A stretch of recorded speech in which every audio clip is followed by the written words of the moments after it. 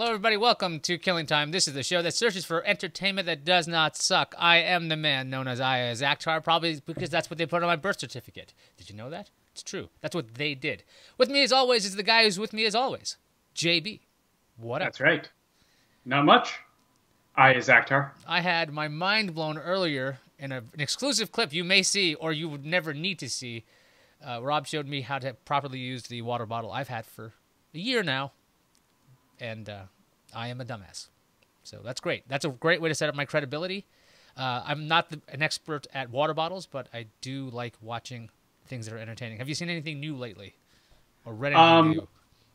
I have been catching up on the most current season of the animated show Star Wars Rebels, and it's been surprisingly excellent. Okay. You know my feelings on Star Wars. Tell me about Star Wars Rebels. Like, what's the plot of this thing? Where does it take place? Well, the plot of this thing is we're taking place in between the prequels and the New Hope. Mm-hmm. Most of the Jedi are killed off, and we got the rebellion just starting to form. It hasn't really, really gelled together yet. So we're way before, anything like a New Hope or Death Star and everything. It's just the last few Jedi and some rebellious pilots and people just starting to get together and start the rebellion, hence Rebels. The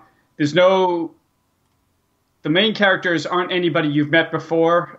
We have a young kid Jedi and then his teacher Jedi, pretty much are the main two characters. The biggest thing is they do work in some of the other characters in the world that are still alive, like Obi-Wan Kenobi and Darth Vader and Yoda and things like that, but they're not the central focus. They're periphery characters just to set it into the world. And the cool part about this show is it is canon. It does apply to all the movies they're making now. So the lead character, is it Ezra? Ezra, yep. Ezra Bridger. Right now.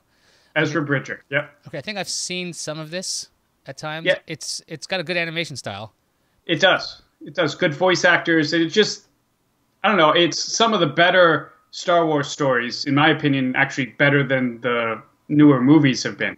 And even the original movies. It's just well written and, it's only 20 minutes per episode, so it quick view, but, still really good. I'm impressed by it. Very impressed. Do you have any idea what we're looking at here? It looks like this Ezra character goes through some kind of portal. Yeah. There's a portal? This was the most recent episode. Some huge, I'm not going to spoil it for anybody, but a huge, reveal about the Jedi Temple. So we were looking at the Jedi Temple, that thing's spinning around for a while, because I'm like, what am I seeing there?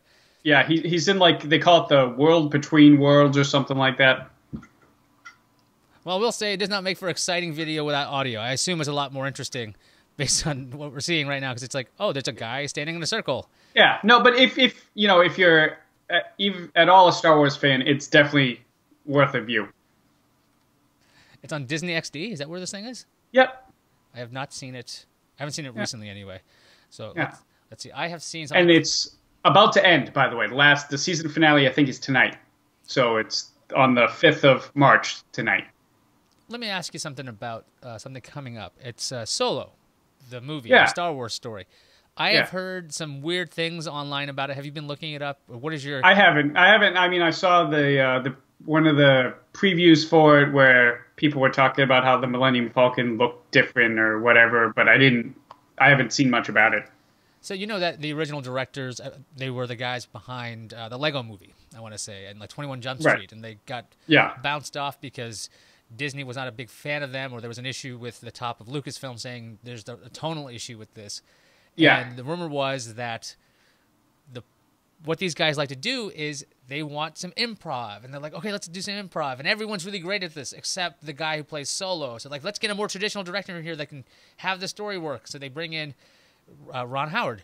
And apparently... Who's definitely a more traditional director. Apparently that's not going so great either. The rumor is that the fellow playing Solo is not that great an improv guy, nor that great an actor, which is terrifying. So why was he chosen? I don't know.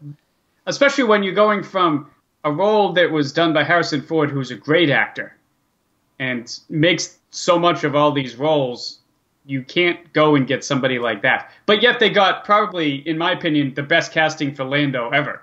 Well, that's a perfect casting. I mean, that is absolutely nailed that. That's perfect. I'm trying to pull up.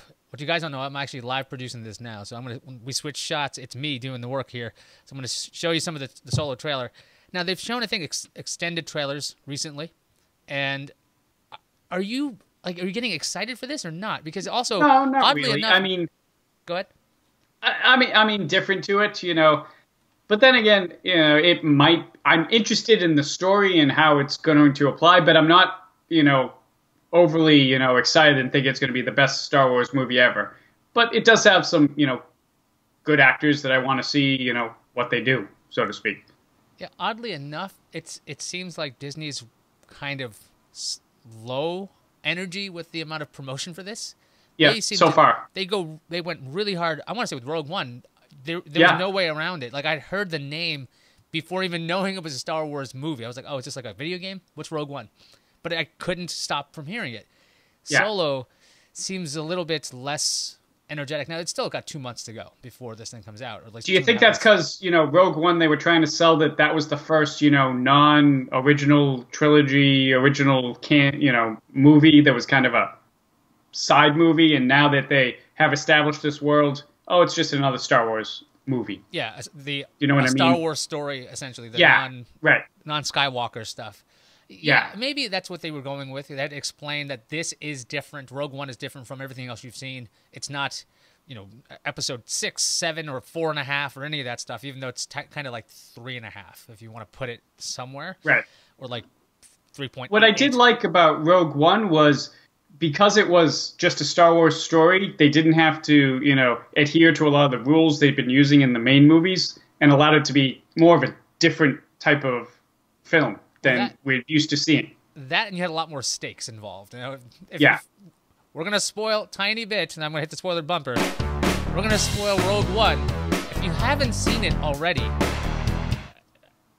I don't know how you haven't. Yeah. And also, if you've seen Episode 4, which came out, kind of know what happened 40 years ago or so, you know how this turns out. So if you somehow, for the past 40-something years, or the past 2 to 3 years, have missed out on Episode 4 of Star Wars, where they actually reference events that happen in this movie, you had your warning. Yeah. That's the thing that's the most... That's a lot of warning. There's a lot of warning. They kill everybody. Yeah, everybody dies. And they could do that. They can get away with this idea of, like, we're going to create characters, you're going to like them, and we're going to kill every single one of them at the end of the movie. Because... I mean, in the original movie, they established that this was a suicide mission that these people went on. So you knew that was going to happen, but I don't know. It was good. They pulled it off. You know what's going to happen right now? What? We're going to thank our patrons. Oh, thank you. These guys have been helping us put the show together for a very long time. Thanks to Joe, Michelle, Paul, and Alan, who have been with us so long. They get video credits because they pledge over at patreon.com/IAS. And folks who don't pledge that much money, they actually get a thank you on our site, killingtime.tv. So there you go. If you want to back our show or say you like the show or whatever, you can put out the link, patreon.com/IAS, and help us bring you this show and more shows, because there are still stretch goals that I would like to do. I'm excited because I got things planned. Like I said before, the patrons get some extra stuff. I think today I'll be able to put out an old classic channel flip web video, and it'll be hokey and silly, and watch the different hairstyles we had back then. Yes. The different facial hairs, or at least my configuration. I think you've pretty much stuck with the same look. Yeah, none. The shorter hair. Yeah. Anyway, enough of this. Let's talk about John Lithgow, because this is what we need to talk about. That's what we're here for, right? Just Lithgow? I mean, that's a good subject. I mean, you know, there's not many people that can act like Lithgow. He can be a villain. He can be hilarious. He can be your dad. You know, he can be just about anything and completely convincing. So I just recently got to see, on the 1st of March, I want to say, John Lithgow's Stories by the Heart. It's a one-man show. It's John Lithgow in a chair talking to you. And I know that sounds crazy, but that's what the show is. Now, it's been around for a while. I didn't realize he's been doing this for a very long time. I saw clips as old as 4 years ago for this when I was trying to find some B-roll. But as you're seeing this here, it's John Lithgow sitting down, telling you a story. And basically the whole plot of this, which is strange because like you don't really think of a plot when you think of what is a one-man show like.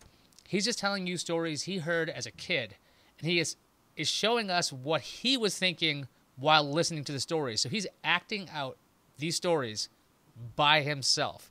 And there's 2 hours of this. There's 1 hour. He does the setup. He tells you what the story is, and he starts acting it out. And it's quite good. And then the second one, it's crazy because he plays, I want to say, at least 5 to 6 different characters in the second story. So it starts going to a feverish pitch. His posture changes. His voice slightly changes. He's talking to himself by switching positions on stage. It really is quite fascinating to see how quickly he can switch back and forth from mood to mood, from character traits. It was relatively astonishing to see it because, like you're saying, he could be anybody at any given time. He could be super nice. He could be the guy from Harry and the Hendersons, or he could be the guy from Dexter. And you're like, who are you? Yeah. Actually, those guys are both pretty nice. I guess the Harry guy was a little bit more... the Harry and the Hendersons character was more high-strung compared to the killer on Dexter. If you think about it, that's even weirder.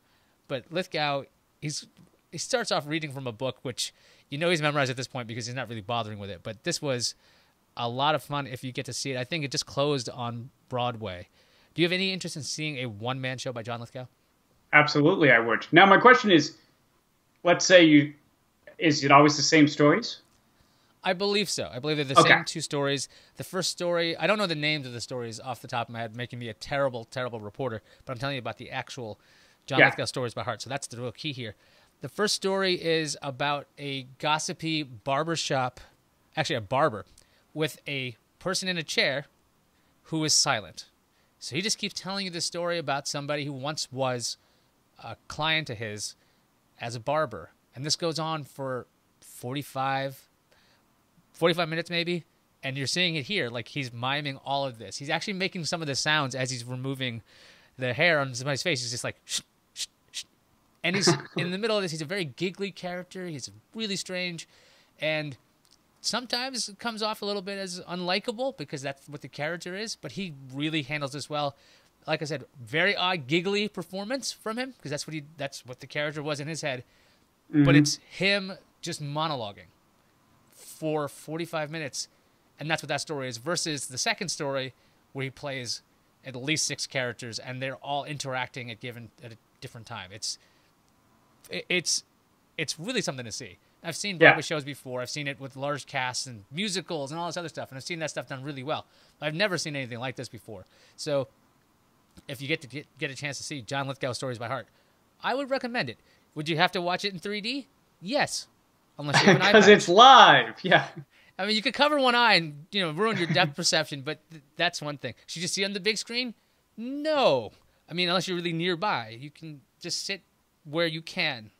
In the theater he performed in New York, I believe it was the American Airlines theater, and it was really small, so there was no bad seats, it seemed like. Anywhere you were, you could get a good shot of John Lithgow. I definitely recommend it if you get a chance to see it. The show just ended on Broadway, so maybe you'll get another chance when John Lithgow decides to do it again.